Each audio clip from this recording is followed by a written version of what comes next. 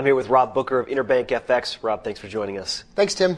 We hear a lot about commitment of traders reports. A lot of Yeah. traders seem to be following this these days. What is it and how do you use it? It's certainly getting a lot more attention than it used to get.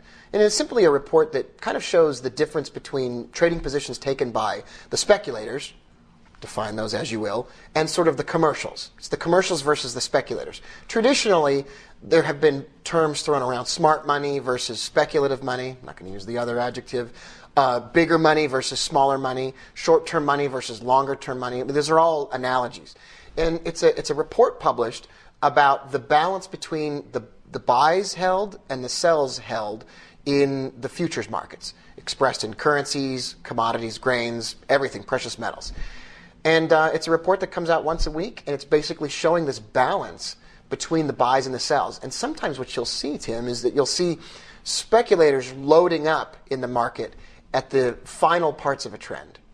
And you'll see commercials dumping off currencies or commodities late into the trend. They'll actually be, by the end of a trend, in many cases, those commercial positions, that bigger money, will actually be reversing its position completely, and it'll be completely 100% in the opposite direction of what the trend was. Is it helpful to you as a trader? Do you use it to find opportunities yourself? You know, I think that no one tool is a holy grail, but I think if somebody's interested in futures and commodities, and in particular Forex, I think it's definitely, especially for longer-term traders, it's a completely useless tool, I think, for the short term, because it comes out on a weekly basis and it's telling you something that's already happened.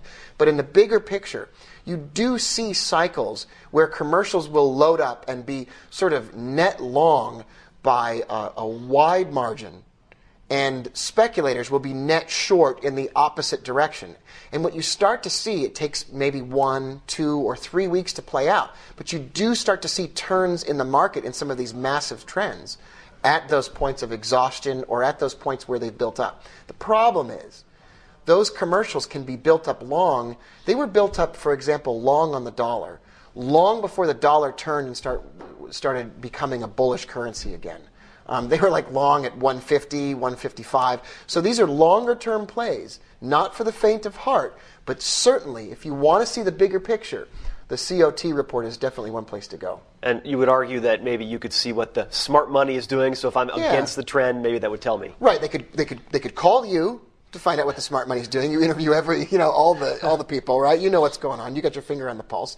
They could consult Dionne Warwick and the Psychic Friends Network if they want, or they can actually see where the money's going. Now, I just think that maybe it's not going to help you in the super short term, but I think, as far as I'm concerned, I'd like to see where the money is actually going. And because it's all sent through an exchange, it's just numbers. It's not speculation. It's not guesswork. It's not making a phone call to a desk on Wall Street and saying, are you long or short? It's the net positions, long or short, that these commercials or speculators are taking.